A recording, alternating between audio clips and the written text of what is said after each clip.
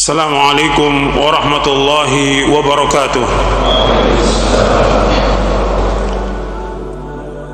Innal hamdalillah nahmaduhu wa nasta'inuhu wa nastaghfiruh wa na'udzu billahi min shururi anfusina wa min sayyiati a'malina. Man yahdihillahu fala mudilla lahu wa man yudlil fala hadiya lahu. Asyhadu an la ilaha illallah wahdahu la syarika lahu وأشهد أن محمدا عبده ورسوله يا أيها الذين آمنوا اتقوا الله حق تقاته ولا تموتن إلا وأنتم مسلمون يا أيها الناس اتقوا ربكم الذي خلقكم من نفس واحدة وخلق منها زوجها وبث منهما رجالا كثيرا ونساء واتقوا الله الذي تساءلون به والأرحام إن الله كان عليكم رقيبا يا أيها الذين آمنوا اتقوا الله وقولوا قولا سديدا يصلح لكم أعمالكم ويغفر لكم ذنوبكم ومن يطع الله ورسوله فقد فاز فوزا عظيما أما بعد فإن أصدق الحديث كتاب الله وخير الهدي هدي محمد صلى الله عليه وعلى آله وسلم وشر الأمور محدثاتها وكل محدثة بدعة وكل بدعة ضلالة وكل ضلالة في النار. Ayolah ikhwah, a'azakumullah, kepada seluruh jamaah yang hadir, ikhwan dan akhwat yang mudah-mudahan dirahmati oleh Allah Ta'ala, dan kepada seluruh kaum muslimin yang mendengarkan kajian ini yang mudah-mudahan dirahmati oleh Allah Ta'ala. Alhamdulillah, kita bersyukur kepada Allah Subhanahu wa ta'ala atas segala nikmat yang Allah karuniakan kepada kita, nikmat Islam, nikmat iman, nikmat sehat, nikmat afiah, nikmat dijauhkan oleh Allah dari berbagai macam malapetaka. Ikhwan fillah, azakumullah, kita akan membahas masalah yang penting dalam Islam berkaitan dengan al-wala wal bara. Kita masuk sekarang pembahasan al-wala wal bara.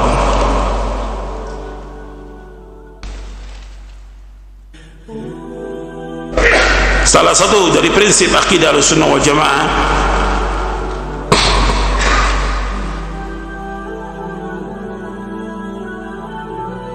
saya ulangi, kita bahas syarat akidah Ahlussunnah wal Jamaah poin yang ke-65. Salah satu dari prinsip akidah Ahlussunnah wal Jamaah adalah cinta karena Allah Azza wa Jalla dan benci karena Allah Azza wa Jalla, yaitu mencintai dan memberikan wala, loyalitas kepada kaum mukminin, membenci kaum musyrikin dan orang-orang kafir, serta berpaling dari mereka. Al-wala dalam bahasa Arab mempunyai beberapa arti, antara lain mencintai, menolong, mengikuti, dan mendekat kepada sesuatu. Selanjutnya, kata al-muwala adalah lawan dari kata al-mu'ada atau al-adawah yang berarti permusuhan, dan kata al-wali adalah lawan dari kata al-adu yang berarti musuh. Berarti al-wali lawannya, lawan dari al-wali. Al-wali arti al-qarib, yang dekat, maksudnya yang dekat kepada Allah. Lawannya al-adu, yaitu musuh. Kata ini juga digunakan untuk makna memantau, mengikuti, dan berpaling. Jadi ia merupakan kata yang mengandung dua arti yang saling berlawanan. Dalam terminologi syariat Islam, al-wala berarti penyesuaian diri seorang hamba terhadap apa yang dicintai dan diridhai oleh Allah Subhanahu wa ta'ala, berupa perkataan, perbuatan, kepercayaan, dan orang-orang yang melakukannya. Jadi ciri utama wali Allah adalah mencintai apa yang dicintai oleh Allah dan meridhai apa yang diridhai oleh Allah. Ia condong dan melakukan semua dengan penuh komitmen dan mencintai orang yang dicintai Allah seperti seorang mukmin, serta membenci orang yang dibenci Allah seperti orang kafir. Sedangkan kata al-bara dalam bahasa Arab mempunyai banyak arti, antara lain menjauhi, membersihkan diri, melepaskan diri dan memusuhi. Kata bari'a berarti membebaskan diri dari melaksanakan kewajiban terhadap orang lain. Allah berfirman, bara'atun minallahi wa rasulih. Itulah pernyataan pemutusan hubungan dari Allah dan Rasulnya. Maksudnya membebaskan diri dengan peringatan tersebut. Dalam terminologi syariat Islam, al-bara' berarti penyesuaian diri seorang hamba terhadap apa yang dibenci, dimurkai Allah Subhanahu wa ta'ala, berupa perkataan, perbuatan, keyakinan dan kepercayaan serta orang. Jadi ciri utama al-bara' adalah membenci apa yang dibenci oleh Allah SWT secara terus menerus dan penuh komitmen.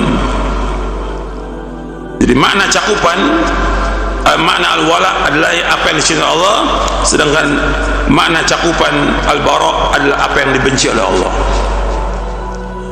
Jadi wala itu arti kecintaan, kecintaan kepada Allah, kepada Rasulnya, dan kepada orang-orang yang beriman. Wala itu arti kecintaan kepada Allah, kepada Rasulnya, dan kepada orang beriman. Nanti berkaitan juga dengan perkataan, perbuatan, pribadi dan yang lainnya. Itu wala. Sedangkan bara artinya cakupannya mencakup apa yang dibenci oleh Allah Taala.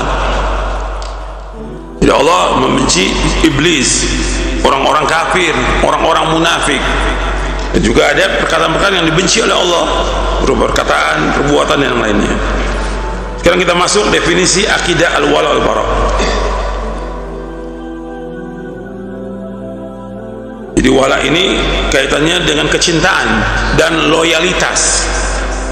Kalau sudah kaitannya dengan al-wala, berkaitan dengan al-hubbu wan nusratu. Kalau sudah berkaitan dengan al-wala, maksudnya al-hubbu wan nusratu, kecintaan dan juga pertolongan, artinya menolong, membantu. Sedangkan al-bara' artinya membenci, berkaitan dengan al-bughdu, kebencian. Termasuk yang A, definisi akidah al-wala wal-bara'. Dari penjelasan terdahulu, akidah al-wala wal-bara' dapat didefinisikan sebagai penyesuaian diri seorang hamba terhadap apa yang dicintai dan diridhai oleh Allah, serta apa yang dibenci dan dimurkai oleh Allah, dalam hal perkataan, perbuatan, kepercayaan dan orang. Dari sini kemudian kaitan al-wala wal-bara' dibagi menjadi 4. Itu perkataan, perbuatan, kepercayaan dan orang. Perkataan seperti doa dan zikir sesuai dengan sunnah adalah dicintai oleh Allah, sedangkan mencela dan memaki dibenci oleh Allah. Kalau bentuknya perkataan, doa, Allah menyenangi orang berdoa. Zikir, Allah menyenangi orang yang berzikir. Sedangkan kalau dia mencela, mencaci maki, yang berkaitan perkataan, ini sekedar contoh aja, ini banyak. Berkaitan perkataan, ya ratusan bahkan ribuan yang disenangi oleh Allah. Berkaitan dengan perkataan, perkataan yang dibenci oleh Allah juga banyak. Ya, bukan hanya ini, contoh aja. Mencela, mencaci maki, menggibah, memfitnah, dan yang lainnya, berdusta, itu semua yang dibenci oleh Allah Taala. Yang kedua, yang berkaitan dengan perbuatan, sholat, puasa, zakat, sedekah, dan melaksanakan kebajikan, mengerjakan sunnah-sunnah Nabi SAW dicintai oleh Allah. Sedangkan orang yang tidak sholat, orang yang tidak puasa, orang yang bakhil itu pelit, ya, kikir, kedekut, itu bakhil itu. Riba, zina, minum khamar, dan berbuat bid'ah, ini semuanya dibenci oleh Allah Taala. Kepercayaan berkaitan dengan kepercayaan iman dan tauhid dicintai oleh Allah, sedangkan kufur dan syirik dibenci oleh Allah. Iman dan tauhid dicintai Allah, sedangkan kufur dan syirik dibenci oleh Allah Taala. Yang keempat berkaitan dengan orang. Orang yang muwahhid, mengikhlaskan ibadah semata-mata karena Allah, dicintai oleh Allah, sedangkan orang kafir, musyrik dan munafik dibenci oleh Allah. Jadi orang yang muwahhid mentauhidkan Allah dicintai Allah, sedangkan orang kafir, musyrik, munafik dibenci oleh Allah. Ketika orang-orang ini dibenci oleh Allah, maka kita boleh nggak mencintai mereka? Tidak boleh selama-lamanya. Orang kafir dibenci oleh Allah, nggak boleh kita mencintai orang kafir. Orang musyrik dibenci oleh Allah, nggak boleh kita mencintai orang musyrik. Orang munafik dibenci oleh Allah, nggak boleh kita mencintai orang munafik. Nggak boleh mencintai mereka, nggak boleh gabung dengan mereka, nggak boleh kumpul dengan mereka dan segala macam, sudah nggak boleh. Tapi berkaitan dengan muamalah jual beli boleh. Nanti ada pembahasannya di sini. Makanya ketika orang itu kafir, bapaknya dia kafir, ibunya dia kafir, dia nggak boleh mencintai bapak dan ibunya, nggak boleh. Nggak boleh mencintai bapak dan nggak boleh. Nah, orang beriman dia harus membenci kekafirannya. Orangnya kadang sebagai orang tua, fitrah anaknya dia mencintai karena dia melahirkan, boleh, nggak ada masalah. Tapi mencintai karena agama nggak boleh sama sekali. Gitu. Dan Allah sebutkan ayat-ayatnya. Nanti saya bawakan ayat-ayatnya kalau sudah sampai babnya. Jadi perhatikan bahwa kita nggak boleh mentaati orang-orang kafir. Kemudian juga kita nggak boleh mencintai orang-orang musyrik, dan nggak boleh lagi gabung dengan orang-orang munafikin. Dan ini banyak ini. Dan mereka memakai pakaian Islam, orang-orang munafik. Tapi mereka bencinya kepada Islam luar biasa. Apa yang keluar dari mulutnya itu betul-betul benci kepada Islam. Dan kita nggak boleh menjadikan mereka sebagai teman. Dan nanti ada ayat-ayatnya. Sekarang kita masuk yang B, kedudukan akidah al-wala wal bara dalam syariat Islam. Akidah al-wala wal bara memiliki kedudukan yang sangat penting dalam keseluruhan muatan syariat Islam.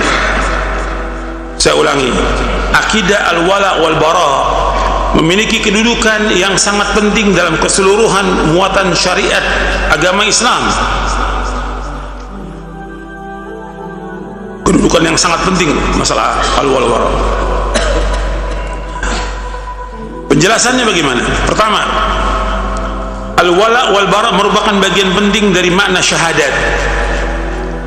Maka ungkapan la ilaha dalam syahadat la ilallah, tiada ilah yang berhak diibadahi dengan benar selain Allah, berarti kalimat la ilaha illallah dari kalimat la ilaha ini artinya berarti melepaskan diri dari semua sesembahan selain Allah.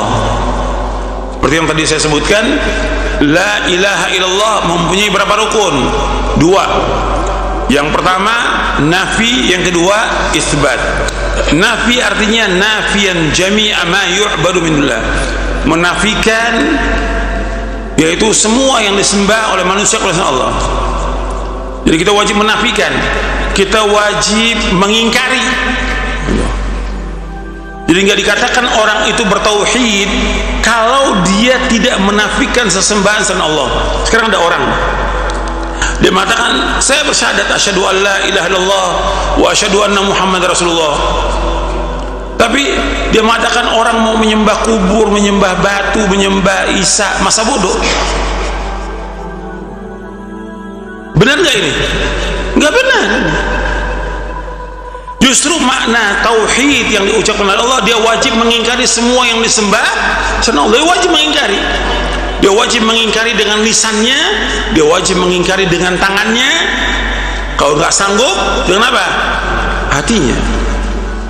Dan harus dinyatakan oleh dia. Dia mengingkari semua itu. Nggak boleh dia nggak ingkari, harus dia ingkari. Ketika dia tidak mengingkari, berarti dia sama dengan mereka. Bagaimana dia orang mengucapkan Allah, tapi dia nggak mau tahu orang menyembah apa aja, masa bodoh. Dia tidak mengingkari, berarti nggak benar la ilallah. Sedangkan kalimat Allah yang dia ucapkan la ilaha illallah, rukun yang pertama saja dia wajib menafikan, mengingkari semua yang disembah selain Allah.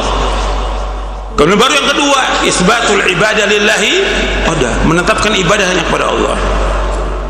Maka Allah sebutkan tentang Nabi Ibrahim alaihi salatu wassalam, jelas-jelas Nabi Ibrahim, antum lihat tentang konsekuensi akidah al-wala wa bara.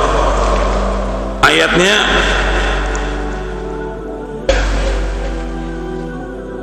di halaman 494 yang buku yang saya ini cetakan terakhir ini, halaman 494 dalam surah Az-Zukhruf ayat 26 sampai ayat 28.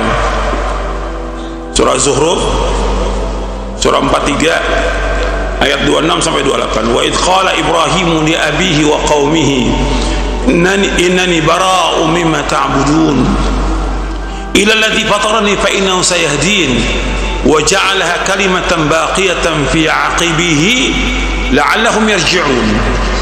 Ingatlah tatkala Ibrahim berkata kepada bapaknya dan kaumnya, sesungguhnya aku berlepas diri. Jadi awal dakwah itu udah berlepas diri dari apa yang mereka sembah. Ilal ladzi fatarani, kecuali zat yang telah menciptakan aku, yaitu Allah. Fa innahu sayahdin, dan Allah akan menunjuki aku. Wa ja'alaha kalimatan baqiyatan fi 'aqibihi la'allahum yarji'un. Allah jadikan kalimat ini, kalimat Allah, ada kalimat yang kekal untuk anak keturunannya sampai mereka kembali kepada kalimat ini. Wa ja'alaha kalimatan baqiyatan fi 'aqibihi la'allahum yarji'un, agar mereka kembali kepada kalimat ini, kalimat Allah. Jadi pernyataan Ibrahim setelah Ibrahim mendakwakan bapaknya, mendakwakan kaumnya dengan lemah lembut, didakwakan. Nah, Allah balikan dalam Al-Quran, Anda bisa lihat nanti bagaimana dakwahnya Ibrahim dalam surah Maryam, dan juga dalam surah yang lain bagaimana Ibrahim mendakwakan bapaknya, terus didakwakan. Tapi kemudian tidak terima, maka setelah itu Nabi Ibrahim berlepas diri dari mereka, berlepas diri dari mereka. Jadi harus ada barok dengan kalimat la ilallah yang dia ucapkan. Dia harus barok, berlepas diri dari semua yang disembah oleh manusia kepada selain Allah. Tidak boleh membenarkan, nggak boleh.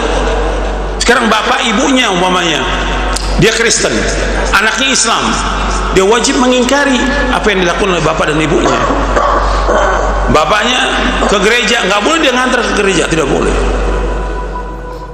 Orang mau berbuat syirik kepada Allah, nggak boleh, dia harus barok. Atau bapaknya nyembah kubur, nggak boleh diantar, dia wajib mengingkari, itu kewajiban dia. Jadi ketika dia mentauhidkan Allah, dia wajib mengingkari semua yang ada di dirinya dan keluarganya, sekitar dia, bahwa satu yang disembah Allah dan semua yang dilakukan mereka semua ini, yang mereka menyembah kepada Allah, semuanya adalah batil.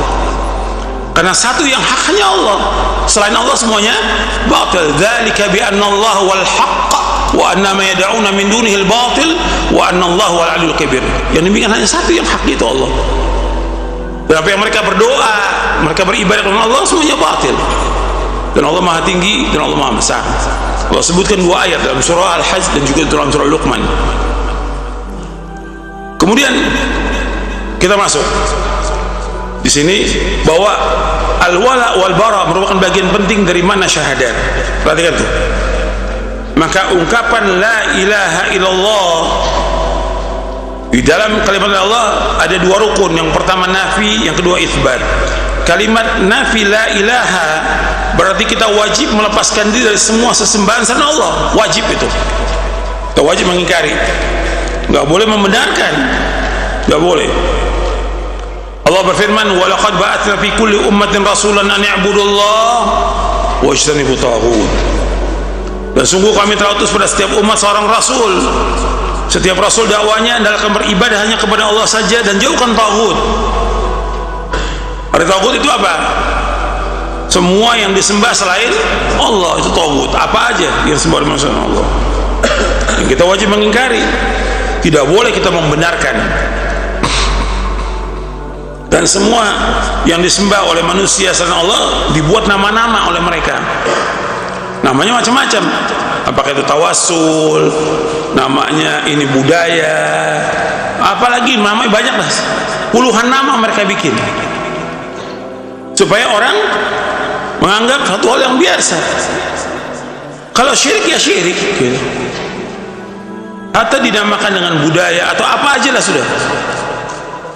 Apa istilah mereka sekarang ini, kearifan lokal atau apa aja, ya syirik ya syirik, dan kita wajib mengingkari kesyirikan itu meskipun dengan nama-nama yang indah mereka namakan. Karena itulah syaitan berusaha bagaimana memberikan nama-nama yang indah. Allah sebutkan dalam Al-Quran bagaimana syaitan memberikan nama yang indah, dan semua nama batil diberikan oleh syaitan dengan nama apa? Yang indah. Riba dibilang apa? Bunga. Belum lagi banyak, udah ratusan udah kalau kita. Itulah setan memberikan nama-nama yang indah, dan kita terpengaruh tuh dengan seperti itu. Akhirnya kita membenarkan. Gak boleh kita membenarkan. Yang syirik wajib kita tolak, yang syirik wajib kita ingkari. Dan penyembahan manusia kepada Allah ini merupakan kerusakan yang paling besar, dan ini kerusakan yang paling besar yang Allah larang dalam Al-Quran. Dan orang-orang munafik dilarang oleh Allah untuk berbuat kerusakan. Mereka katakan, mereka berbuat apa? Wa idza qila lahum la tufsidu fil ardi qalu innama nahnu muslimun. Kalau dikatakan jangan berbuat kerusakan muka bumi, mereka katakan berbuat islah. Kerusakan yang mereka lakukan apa? Yaitu berbuat maksiat kepada Allah. Maksiat yang paling besar apa? Syirik. Perhatikan tuh. Dan tafsir-tafsir ayat menjelaskan yang dimaksud berbuat kerusakan artinya berbuat maksiat. Maksiat yang paling besar apa? Syirik. Makanya ini kita perhatikan, kalau tauhid kita benar, maka kita akan mengingkari semua yang disembah oleh manusia kepada selain Allah. Tidak membenarkan, nggak boleh membenarkan. Kalau sudah kesyirikan yang nggak boleh kita benarkan, ya termasuk juga kita nggak boleh membenarkan perbuatan dia dan segala macam. Nggak bisa bergabung kita. Nanti ada ayat-ayatnya tentang nggak boleh kita bergabung dengan mereka. Kadang-kadang udah nggak boleh bergabung, mana dia foto sama musyrik. Nah, gimana? Ini kan dakwah batil ini, dakwah yang sesat dan menyesatkan. Ini bukan dai salaf yang seperti ini, yang udah menyimpang dari dakwah salaf. Yang kedua, al-wala wal bara merupakan bagian dari ikatan iman yang paling kuat. Rasulullah SAW bersabda, "Awthaqu urul iman al-muwalatu fillahi wal mu'adatu fillahi wal hubbu fillahi wal bughdu fillahi." Ikatan iman yang paling kuat adalah loyalitas yang kuat karena Allah, dan permusuhan karena Allah, mencintai karena Allah dan membenci karena Allah. Kata Nabi SAW, ya Rasulullah SAW bersabda, "Awthaqu urul iman al-muwalatu fillah wal mu'adatu fillah wal hubbu fillah wal bughdu fillah." Ikatan iman yang paling kuat adalah loyalitas yang kuat karena Allah, dan permusuhan karena Allah, mencintai karena Allah dan membenci karena Allah. Hadis ini hasan, diriwayatkan oleh Imam At-Tabrani dalam Mu'jamul Kabir dari sahabat Ibnu Abbas radhiyallahu anhuma, dan dihasankan oleh Syekh Al-Albani dalam silsilah hadis as-sahihah. Jadi ikatan iman paling kuat, kita loyal.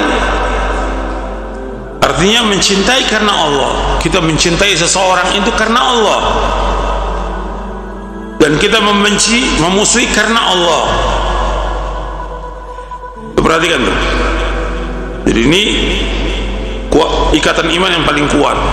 Kita loyal kepada orang itu karena Allah, karena dia melaksanakan ibadah kepada Allah, dia mentauhidkan Allah, karena dia mendakwakan tauhid, kita loyal dan cinta kepada orang itu. Dan kita membenci karena dia berbuat syirik kepada Allah, berbuat kekufuran, berbuat bid'ah, maksiat. Kita membenci dia karena Allah. Jadi semua lakukan itu karena Allah. Yang ketiga, al-wala wal bara adalah faktor utama yang menyebabkan hati dapat merasakan manisnya iman. Nabi SAW ketika menyebutkan 3 hal jika terdapat pada seorang, maka ia akan merasakan manisnya iman. Di Di antaranya wa ayyuhibbal mar'a la yuhibbuhu illa lillah, yaitu ia mencintai seorang, dia mencintainya karena Allah. Dia akan dapat merasakan lezatnya iman, manisnya iman ketika dia mencintai seseorang itu karena Allah, karena orang itu taat kepada Allah, karena orang itu mentauhidkan Allah, karena orang itu dia belajar karena Allah, dan yang lainnya. Kita mencintai orang itu karena Allah, bukan karena dunia, bukan. Sebab nanti disebutkan oleh dalam beberapa asar para sahabat itu bahwa orang sekarang ini di zamannya Ibnu Abbas dan sesudahnya, orang mencintai bukan karena Allah lagi, mencintai karena apa? Dunia. Karena dia punya duit, karena dia orang kaya, karena mobilnya bagus, dia cinta. Kalau orang miskin, karena dia miskin, nggak dicintai oleh dia. Kalau dia taat kepada Allah, ini udah nggak benar ini. Al-wala wal baroknya nggak benar ini. Dan sekarang bayang gitu, termasuk para dai. Walaknya kepada siapa? Orang kaya. Allah musta'an. Wa alaihi tuqul wa la haula wa la quwwata illa billah. Yang keempat, pahala yang besar, pahala yang sangat besar bagi orang yang mencintai karena Allah. Rasulullah SAW bersabda ketika menyebutkan tentang 7 golongan yang akan dilindungi Allah pada hari kiamat, sab'atun yudhilluhumullah fi dhillihi yauma la dhilla illa dhilluh. Nabi menyebutkan diantaranya wa rajulani tahabba fillah ijtama'a alaihi wa tafarraqa alaihi. Ada 7 golongan yang dinaungi oleh Allah pada hari kiamat. Dalam naungannya di hari kiamat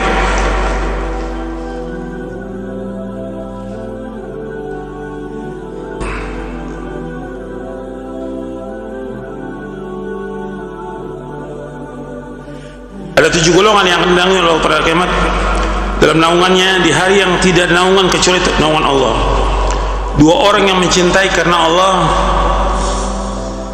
keduanya berkumpul karena Allah dan berpisah karena Allah. Ini kalau nggak salah sudah pernah kita bahas ini di tentang masalah, nanti kita ulangi lagi deh. Artinya tentang orang-orang yang dilindungi oleh Allah pada hari kiamat nanti.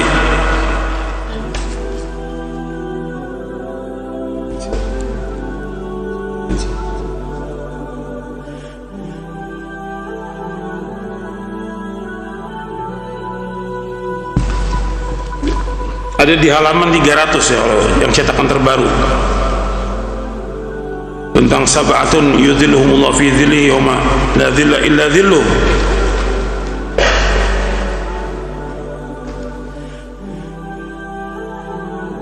Ketika membahas poin yang ke-32,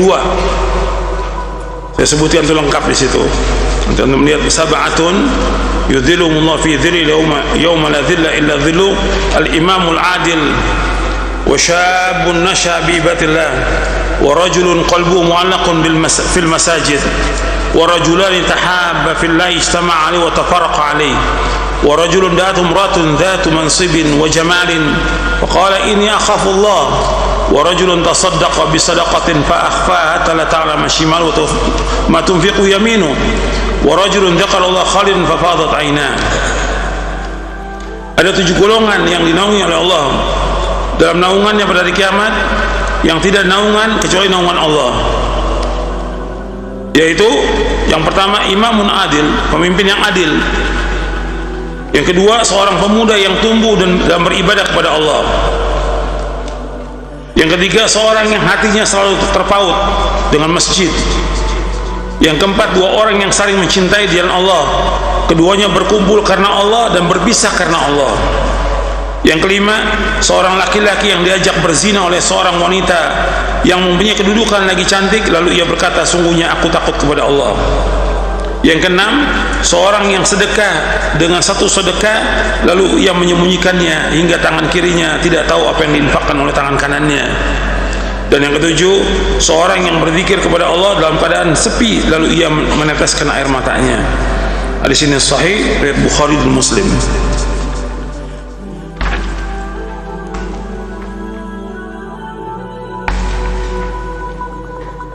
Itu berkaitan dengan 7 golongan yang dilindungi Allah pada hari kiamat nanti.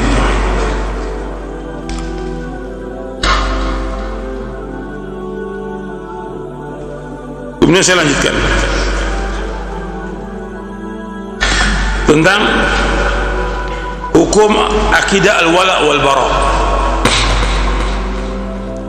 Hukum akidah al-wala wal bara dalam syariat Islam adalah wajib, bahkan merupakan salah satu konsekuensi dari syahadat asyhadu an la ilaha illallah wa asyhadu anna muhammadar rasulullah. Ini hukumnya wajib.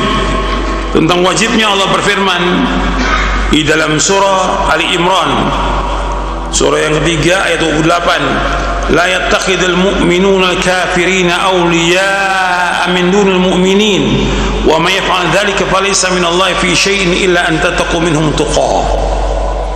Janganlah orang-orang mukmin menjadikan orang-orang kafir sebagai pemimpin, melainkan hanya orang-orang mukmin yang boleh jadi pemimpin. Barang siapa yang berbuat demikian, dia tidak akan memperoleh apapun pertolongan dari Allah kecuali karena siasat menjaga diri dari sesuatu yang kamu takuti dari mereka. Kemudian Allah berfirman dalam surah Al-Maidah ayat 51, ya ayyuhalladzina amanu la tattakhidul yahuda wan nasara awliya ba'duhum awliya'u ba'd wa may tawallahu minkum fa innahu minhum innallaha la yahdil qaumadh dhalimin. Wahai orang beriman, janganlah kamu menjadikan orang Yahudi Nasrani sebagai teman setia kamu. Mereka satu sama lain saling melindungi. Barang siapa di antara kamu yang menjadikan mereka teman setia, maka sesungguhnya dia termasuk golongan mereka. Sungguh Allah tidak memberi petunjuk kepada orang-orang yang zalim. Jadi Allah sudah menjelaskan di sini nggak boleh menjadikan orang Yahudi dan Nasrani sebagai pemimpin, nggak boleh menjadikan orang Yahudi dan Nasrani sebagai teman setia, tidak boleh, karena mereka sebagiannya sebagai pelindung bagi sebagian yang lain. Artinya orang Yahudi dan Nasrani ketika menghadapi kaum muslimin mesti mereka bergabung, bersatu mereka. Kalau lagi nggak menghadapi kita, mereka sering bermusuhan. Jadi kalau menghadapi umat Islam, mereka bersatu. Tapi kalau mereka tidak menghadapi umat Islam, mereka sering bermusuhan di antara mereka. Hatta orang Yahudi dan orang Yahudi sama. Kalau menghadapi umat Islam, mereka luar biasa, bersatu. Tapi di antara mereka itu peperangannya dahsyat di antara mereka. Permusuhan dahsyat. Allah menyebutkan ba'sum bainahum syadid. Tahsabuhum jami'an wa qulubuhum syatta dzalika bi annahum qaumun la ya'qilun.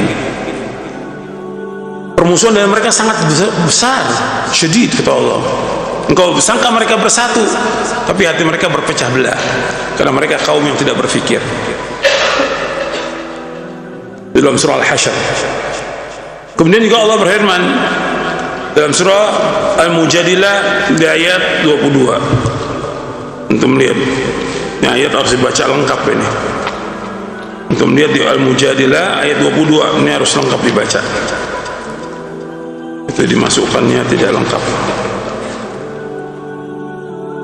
Allah berfirman, la tajidu qauman yu'minuna billahi wal yawmil akhir yuwadduna man hadda Allah wa rasulahu walau kanu aba'ahum aw abna'ahum aw ikhwanahum aw ashiratahum ulaika kataba fi qulubihimul imana wa ayyadahum bi ruhin min wa yadkhuluhum jannatin tajri min tahtiha al-anharu khalidina fiha radhiyallahu anhum wa radu an ulaika hizbullah ala inna hizballahi humul muflihun. Kalian tidak akan mendapati satu kaum yang beriman kepada Allah dan hari akhir saling mencintai kepada orang-orang yang menentang Allah dan Rasulnya. Orang-orang yang menentang Allah dan Rasulnya, sekalipun yang menentang itu bapak mereka atau anak-anak mereka atau saudara-saudara mereka atau keluarga mereka. Allah sudah tuliskan kepada orang beriman dalam hati mereka iman, dan Allah sudah teguhkan mereka dengan pertolongan darinya, dari Allah. Allah masukkan mereka ke dalam surga yang mengalir di bawahnya sungai-sungai, mereka kekal dalamnya selama-lamanya. Allah redha kepada mereka, mereka meredha kepada Allah, mereka lah golongan Allah. Ketahuilah sesungguhnya golongan Allah itu pasti mereka adalah orang-orang yang menang, pasti orang-orang yang beruntung. Jadi Allah menyebutkan dalam surah Al-Mujadilah ayat 22 bahwa tidak boleh satu kaum itu yang beriman kepada Allah mencintai orang yang musuhi Allah Rasulnya, meskipun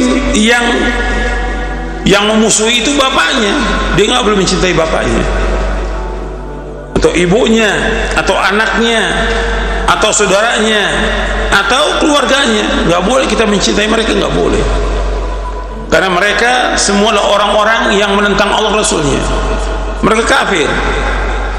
Makanya ketika mereka kafir, yang ada perkataan kepada mereka apa? Al-hubbu atau al-bughdu, yang ada al-wala atau al-bara. Seperti pernyataan Nabi Ibrahim, wa idh qala Ibrahimu li abihi wa qaumihi innani bara'um mimma ta'budun illa alladhi fatarni fa innahu sayahdin wa ja'alaha kalimatan baqiyatan fi 'aqibihi la'allahum yarji'un. Berarti nggak boleh kita mencintai mereka, nggak boleh. Ini nas Al-Quran, ini nas Al-Quran. Nggak bisa mencintai orang kafir, nggak boleh. Al-Quran nggak boleh mencintai orang kafir. Makanya mendoakan mereka pun nggak boleh, kecuali mendoakan agar mereka dapat hidayah. Tapi doa bagi orang tua kafir nggak boleh kita mendoakan agar mereka diampuni dosanya, tidak boleh. Tapi mendoakan mereka ketika mereka masih hidup agar Allah memberikan hidayah, boleh. Makanya ketika Abu Hurairah masuk Islam di tahun keberapa beliau masuk Islam? Tahun keberapa? Jangan bengang-bengong. Ustaz nih, tahun berapa? Allahumma sholli wa sallim wa barik. Tahun ke-7 Hijriah masuk Islam. Setelah itu, setelah masuk Islam, Abu Hurairah mendakwakan ibunya supaya masuk Islam, tapi dicela, dicaci, dimaki, Nabi dicaci maki. Datang Abu Hurairah, ya Rasulullah, tolong doakan ibu saya. Maka Nabi berdoa, ya Allah, Mas, tunjuki ibunya Abu Hurairah pulang masuk Islam. Jadi mendoakan supaya dia masuk Islam boleh, masuk Islam. Kemudian juga ketika Ali melaporkan tentang kaum Daus yang ada di Yaman supaya mereka masuk Islam, maka Nabi mendoakan, Allah mahdi Dausan, Allah mahdi Dausan, ya Allah tunjukilah kaum Daus sampai masuk Islam mereka semuanya. Jadi menunjuki mereka untuk masuk Islam boleh, tapi mendoakan mereka agar diampuni dosanya oleh Allah nggak boleh. Mendoakan orang kafir supaya mereka diampuni dosa nggak boleh, nggak boleh. Nas larangan yang tidak membolehkan. Antum lihat dalam surah At-Taubah, itu larangan, nggak boleh. Dalam surah At-Taubah, surah yang ke-9 di ayat 113,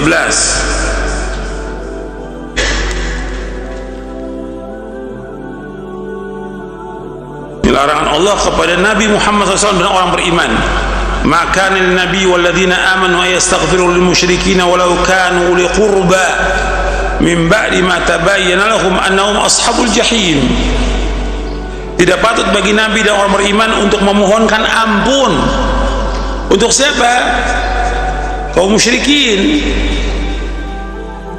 meskipun mereka sanak kerabat, sesudah jelas bagi mereka bahwa mereka adalah penghuni neraka jahim. Jadi nggak boleh memohonkan ampun untuk orang-orang kafir, nggak boleh. Karena kan banyak orang kafir ditulis almarhum. Gimana orang kafir almarhum? Allah musta'an. Kafir Allah sebutkan dalam Al-Quran nas, tempatnya di mana? Neraka. Nas Al-Quran. Dan itu bukan 1 puluhan ayat. Orang kafir tempatnya neraka, kok dibilang almarhum? Allah musta'an. Ya, orang kafir tempatnya di neraka, nggak boleh kita mohonkan ampun untuk orang kafir, nggak boleh. Tapi ketika dia masih hidup, boleh memohonkan agar dia diberikan apa? Hidayah. Tapi minta ampun untuk dia nggak boleh, meskipun dia masih hidup nggak boleh. Tapi yang boleh agar dia masuk ke dalam agama Islam. Dan kita nggak boleh juga, kan kalau ada orang yang meninggalnya orang munafik, nggak boleh kita sholatkan. Surah Taubah ayat 84, lihat surah Taubah 84. Oh tadi 113, ini 84. Wala tusalli ala ahadin minhum mata abada wala taqum ala qabri innahum kafaru billahi wa rasulihi wa matu wa hum fasiqun. Dan jangan kamu salatkan atas seorang pun dari mereka yang mati, selama-lamanya jangan salatkan. Jangan juga kamu berdiri di atas kuburnya, jangan mendoakan mereka. Sesungguhnya mereka telah kafir kepada Allah Rasulnya dan mereka mati dalam keadaan fasik. Ini nas, ini Al-Quran. Kalau tokoh-tokoh munafik, tokoh-tokoh jil mati, ya jangan sholatkan. Dulu pernah ada tokoh jil disolatkan, oh jadi rame itu. Udah jelas setiap hari dakwahnya mengajak orang untuk masuk ke dalam agama Kristen, Yahudi, semua agama sama. Dia mati, nggak boleh sholatkan, nggak boleh. Di Indonesia ini ratusan tokohnya, di Indonesia ratusan. Dan kita wajib hati-hati. Dan gelarnya banyak, mereka punya gelar.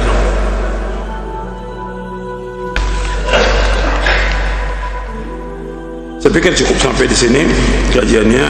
Mudah-mudahan bermanfaat. Wassalamualaikum warahmatullahi wabarakatuh. Subhanakallah wa bihamdik asyhadu an la ilaha illa anta astaghfiruka wa atubu ilaik. Assalamualaikum warahmatullahi wabarakatuh.